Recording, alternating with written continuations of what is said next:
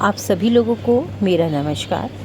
आज मैं आपसे रेकी की एक बहुत ही विशेष पद्धति पे बात करूँगी। जितने भी लोग रेकी की ऊर्जा के साथ जुड़े हुए हैं या रेकी चैनल हैं, रेकी के साथ जुड़कर जो वर्क करते हैं, कहीं न कहीं कई बार क्या होता है कि मेरे साथ बहुत सारे स्टूडेंट हैं जो रेकी मास्टर डिग्री करने के बाद अपनी खुद की हीलिंग शुरू करते हैं, अपने साथ जुड़े हुए लोगों की हीलिंग शुरू करते हैं और लोगों की हीलिंग करते हैं, डिस्टेंस में हीलिंग करते हैं। और अक्सर उनका एक प्रश्न होता है कि हम इतना ज़्यादा खुद के साथ वर्क करते हैं, हम इतनी ज़्यादा अपनी ऊर्जा को प्योर करते हैं, इतनी ज़्यादा हम अपनी ऊर्जा को बढ़ाते हैं, एक बैलेंस अपने अंदर बनाते हैं। फिर ऐसा क्या होता है कि थोड़े थोड़े दिनों में हमारी ऊर्जा लो होने लगती है। हमको खुद ऐसा लगने लगता है कि कहीं ना कहीं हमारी खुद की जो ऊर्जा है वो स्ट्रक हो रही है या नकारात्मक ऊर्जाएं हमें बहुत ज़्यादा प्रभावित कर रही हैं। जबकि हम इतना ज़्यादा वर्क करते हैं सभी रेकी के सभी सिंबल्स के द्वारा, रेकी के सभी पद्धतियों के द्वारा, रेकी के अलावा और भी जितनी भी टेक्निक्स हैं उनके द्वारा हम अपनी ऑरा को भी क्लीन करते हैं, हम अपने चक्रास को भी क्लीन करते हैं, हम डेली अफर्मेशन भी करते हैं, वाटर चार्जिंग करके भी पीते हैं। जब हम लोगों की हीलिंग करते हैं तो अपनी कनेक्टिविटी को जोड़ना और कट करना भी करते हैं। बावजूद उसके भी ऐसा क्या होता है कि हमारी ऊर्जा जो होती है वो लो होने लगती है। तो देखिए, उसके बारे में मैं आज आपसे बात करूँगी कि होता क्या है। कई बार हम जब डिस्टेंस में हीलिंग करते हैं या हमारी फैमिली में या हमारे दोस्तों में या किसी जान पहचान के लोगों के साथ हम जुड़ते हैं, उनको एक तकलीफ़ होती है, उनकी कोई परेशानी होती है, तो हम होता क्या है कि बहुत ज़्यादा गहराई के साथ यानी कि बहुत ज़्यादा सहानुभूति उस व्यक्ति के प्रति महसूस करने लगते हैं। और इसका मतलब ये होता है कि कहीं ना कहीं हम उन सभी चीज़ों को अपने अस्तित्व में ले लेते हैं, यानी कि हम अंदरूनी तौर को उस पर पर्सनली महसूस करने लगते हैं, हम उन्हीं भावनाओं को स्वीकारने लगते हैं। तो उससे होता क्या है कि उस व्यक्ति की वो व्यक्तिगत जो भावनाएं थी, जो व्यक्तिगत उसके साथ परेशानियां थी, वो हमारे क्षेत्रों में प्रवेश करने लगती हैं। और उससे होता क्या है कि हमारा ऊर्जावान जो शरीर होता है वो नकारात्मक भावनाओं को अवशोषित करने की अनुमति देने लगता है। और इसके कारण होता क्या है कि हमारे अंदर नकारात्मक ऊर्जाओं का प्रभाव पड़ने लगता है और सहानुभूति जो हम दूसरे के प्रति रख रहे होते हैं, कहीं ना कहीं वो सहानुभूति हमारे अंदर एक पेन लेकर के आने लगती है, कहीं ना कहीं वो हमारे अंदर एक लो फील आने लगती है। और यहीं से शुरू होता है आपकी खुद की एनर्जी का के अंदर एक रुकावट पहना, आपकी एनर्जी का ब्लॉक होना या आपकी एनर्जी का स्ट्रक होना। अच्छा खासा आप बहुत अच्छे से वर्क कर रहे हैं अपनी एनर्जी के साथ और कुछ ही दिनों में आपको ऐसा फील होने लगता है कि जहाँ 2-4 लोगों के संपर्क में आप आए, आपने उनकी मन स्थिति को समझा, आपने उनके साथ वर्क करने शुरू किया और आपको फील होने लगता है कि कहीं ना कहीं आप खुद के अंदर एक भारीपन महसूस कर रहे हैं, अपनी ऑरा के अंदर भारीपन महसूस कर रहे हैं, आपका मन सब चीज़ों से हटने लगता है, सारी एनर्जी के साथ अपना वर्क करना छोड़ देते हैं। तो इसके पीछे कारण यही होता है कि कहीं ना कहीं आप उस अनुभूति को अपने अंदर जो है इकट्ठा करना शुरू कर देते हैं। देखिए, हमें दूसरों की सुरक्षा करनी है, लेकिन उसके कारण हम अपनी ऊर्जा के साथ कोई भी इस तरीके का व्यवहार नहीं कर सकते कि जिसकी वजह से हम अपनी ऊर्जा को स्टक करना शुरू कर दें। जब हम रेकी के साथ जुड़ते हैं, जब रेकी की ऊर्जाओं के साथ जुड़ते हैं और हम सारे प्रोसीजर में आते हैं, नकारात्मक ऊर्जाओं को रिमूव करना सीखते हैं, तो हमें इस बात का विशेष ध्यान रखना है कि हमें किसी के भी साथ इस तरीके से अपने आप को कनेक्ट नहीं करना है कि उस व्यक्ति की जितनी भी इमोशनली, फिज़िकली, मेंटली जो उसका उस समय का भाव है, यानी कि उसके अंदर जो भावनाएं हैं, जो दुख है, जो तकलीफ़ है, हम उसको पर्सनली अपने अंदर कलेक्ट करना शुरू कर दें। अगर हम ऐसा करेंगे तो हमारी जो एनर्जी है वो पक्की बात है कि कहीं ना कहीं स्टक होना शुरू कर देगी। देखिए, इसके बारे में सोचने का दूसरा तरीका ये भी है कि रेकी उपचार ऊर्जाओं से जुड़े रहने के लिए हम लोग एक स्पष्ट चैनल बनाते हैं, ठीक है।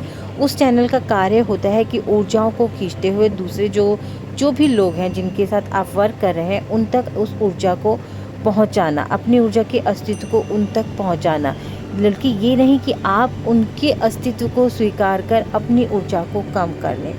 प्रत्येक रेकी सत्र से पहले रेकी प्रतीकों के उपयोग के माध्यम से अभ्यासकर्ता को अन्य ऊर्जाओं को अवशोषित करने से सुरक्षा प्रदान की जाती है। ये स्पेशली बताया जाता है। ये सुरक्षा हमें कई मायनों में समृद्ध बनाती है। यह रेकी के सबसे अनमोल उपहारों में से एक है। स्वयं रेकी का लाभ प्राप्त करने हुए दूसरों की मदद करने में सक्षम होना। जब रेकी ऊर्जा हमारे शीर्ष चक्रों के माध्यम से हमारे पास आती है और हमारे हाथों के माध्यम से दूसरों को दी जाती है, तो हम भी उपचार किरणों से लाभान्वित जरूर होते हैं। तो कुछ ऊर्जा उपचार चिकित्सक आपके द्वारा जिनको दी जाती है अवशोषित क्यों करते हैं? ये एक बहुत ही बड़ा प्रश्न हमारे सामने उभर करके आता है। शायद उन्होंने अनजाने में उस ऊर्जा को अपने अस्तित्व में आमंत्रित किया है, क्योंकि उनका मानना है कि किसी की मदद करने का सबसे अच्छा तरीका उनकी भावनाओं को महसूस करना है। जब ध्यान इस बात पर होता है कि हमें दूसरों के प्रति कैसी प्रतिक्रिया देनी है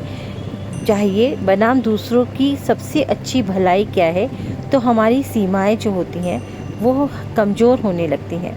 कभी कभी जो भी लोग, जैसे अगर मैं कहूँ कि जो अभ्यास करता है या जो मेरे स्टूडेंट हैं, अपने जीवन के अन्य क्षेत्रों में कम सीमाओं का अनुभव कर रहे होते हैं। स्वस्थ सीमाएं क्या है? उदाहरण के लिए ये भी हो सकता है कि कोई व्यक्ति ऐसे घर में पला बड़ा हो जहाँ व्यक्तिगत गोपनीयता, उचित गोपनीयता मानकों का सम्मान नहीं किया जाता हो, माता पिता और बच्चों के बीच की रेखाएं धुंधली हो गई हों, रिश्तों में एक पेशेवर समझना मुश्किल, मतलब रिश्तों को समझना मुश्किल हो गया हो, उनमें उचित क्या है क्या नहीं है, इस निजी जीवन में इसका अनुभव बहुत कम हो गया हो। रेकी का सबसे खूबसूरत पहलू यह है कि हम इसका उपयोग अपने स्वयं के उपचार के लिए कर सकते हैं। आवश्यक क्षेत्रों में आगे बढ़ने के लिए स्व उपचार हमारे लिए उपलब्ध है। और यदि आपका इस क्षेत्र में कठिनाई हो रही है, तो अपने आप को करना यह है कि आपको जिनसे भी आप रेकी सीख रहे हैं या जो मेरे स्टूडेंट्स होते हैं, उनको भी मैं यही कहती हूँ कि अपनी सीमाओं में संतुलन बनाए रखने की कोशिश करें।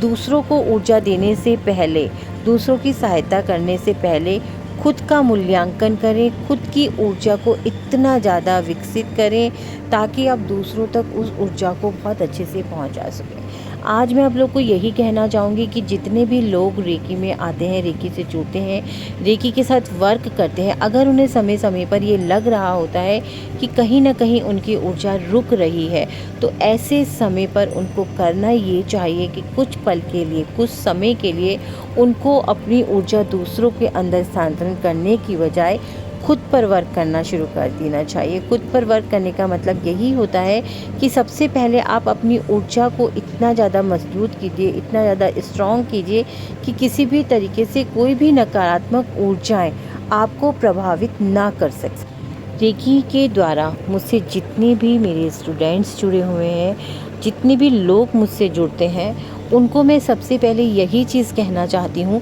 कि आप जब रेकी सीखते हैं, आप रेकी के साथ वर्क करते हैं, रेकी के सिंबल्स को समझते हैं, रेकी के सिंबल्स को अपने अंदर उतारते हैं, यानी कि उसकी हर एक एनर्जी के साथ आप खुद को जोड़ते हैं, तो सबसे पहले बहुत सारे स्टूडेंट्स ऐसे होते हैं कि जहाँ वो रेकी की एनर्जीज़ के साथ जुड़े, उसके बाद उनको तुरंत लगने लगता है कि हम दूसरों को हील करना शुरू कर दें, दूसरों की समस्याओं को सॉल्व करना शुरू कर दें। क्योंकि हमने रेकी मास्टर कर लिया है, क्योंकि रेकी के सिंबल्स हमने जब ले लिए हैं, तो अब हम इतने परिपूर्ण हो चुके हैं कि हम दूसरों तक रेकी को पहुँचा सकें। लेकिन रेकी को दूसरों तक पहुँचाने के लिए आपको इस चीज़ को समझना पड़ेगा कि रेकी एक ऊर्जा है, वो ऊर्जा आपके द्वारा दूसरे में ट्रांसफ़र हो रही है, तो यानी कि कहीं ना कहीं आपके शरीर से होती हुई ऊर्जा उस तक जा रही है, तो आपकी ऊर्जा का बैलेंस जो है वो इनबैलेंस हो रहा है। और ऐसे में जब आप रेकी की ऊर्जा किसी दूसरे तक ट्रांसफ़र करते हैं, तो कहीं ना कहीं आप उसकी ऊर्जा के साथ कनेक्ट हो जाते हैं, तो आपके अंदर इतनी ज़्यादा एक रेकी की समझ होनी चाहिए कि आप दूसरे की ऊर्जा को, यानी कि जब आप किसी सामने वाले की ऊर्जा के साथ वर्क कर रहे हैं तो आप कहीं ऐसा ना हो कि उसकी नकारात्मक ऊर्जा को अवशोषित करना शुरू कर दें, यानी कि खुद की पॉजिटिव ऊर्जा तो आप ट्रांसफ़र कर रहे हैं लेकिन उसकी नकारात्मक ऊर्जा रिटर्न में आपके पास आ रही है। तो इन सारी चीज़ों का बैलेंस बनाते हुए सबसे पहले मैं सभी को यही कहती हूँ कि दूसरों तक अपनी ऊर्जा पहुँचाने से पहले खुद की ऊर्जा के स्तर को इतना ज़्यादा मजबूत कीजिए, खुद की ऊर्जा के स्तर को समझिए, आप नकारात्मक ऊर्जाओं के प्रभाव को समझिए, अपनी ऑरा को इतना स्ट्रॉन्ग कीजिए कि आप जल्दी से नकारात्मक ऊर्जा में कनेक्ट में ना आ सक ज़्यादा से ज़्यादा अपनी ऑरा को स्ट्रॉन्ग बनाने की कोशिश कीजिए, ज़्यादा से ज़्यादा अपने चक्रास के साथ वर्क कीजिए, अपनी ऊर्जा को बढ़ाने की कोशिश कीजिए, रेकी के सभी सिंबल्स के साथ अपनी कनेक्टिविटी को बढ़ाने की कोशिश कीजिए। उसके बाद जब आपको लगता है कि आप अब अपनी ऊर्जा को बैलेंस कर सकते हैं, आप किसी भी ऊर्जा को समझने की क्षमता रखते हैं, एक नकारात्मक ऊर्जा का प्रभाव आप समझ सकते हैं, आप अपनी कनेक्टिविटी सामने वाले से किस तरीके से बना रहे हैं और कितनी स्ट्रांगली आप उसको ऊर्जा देते हुए अपने आप को सुरक्षित कर पा रहे हैं, या किसी के साथ भी कनेक्टिविटी बनाने के बाद जब हम रेकी के द्वारा उसको एनर्जी देते हैं तो उसके बाद खुद को क्लीन करना, खुद को बैलेंस करना, अपनी ऊर्जा को बैलेंस करना, ये सारी चीज़ें आप रेगुलर प्रोसीजर में रखिए तो आपको कभी भी ऐसा महसूस नहीं होगा कि आपकी ऊर्जा जो है वो इनबैलेंस हो रही है, या आप रेकी में के द्वारा दूसरों को ऊर्जा देने के बाद कभी भी ऐसा महसूस नहीं कर पाएंगे कि कहीं ना कहीं आपकी ऊर्जा की सुरक्षा जो है वो खतरे में है। तो इन छोटी छोटी बातों का ध्यान अगर आप रख करके रेकी के साथ कार्य करते हैं, रेकी की ऊर्जा के साथ कार्य करते हैं, आप इन सारी ऊर्जाओं को समझते हैं, इनका बैलेंस बनाते हैं, तब आप लोगों को हील करते हैं, लोगों की भावनाओं को हील करते हैं, तो आप खुद देखेंगे कि आपकी ऊर्जा का जो बैलेंस है वो कभी नहीं बिगड़ेगा। आपको कभी ऐसा फील नहीं होगा कि आपकी ऊर्जा जो है वो असुरक्षित है, किसी भी प्रकार से कोई भी एनर्जी आपको अटैक कर रही है।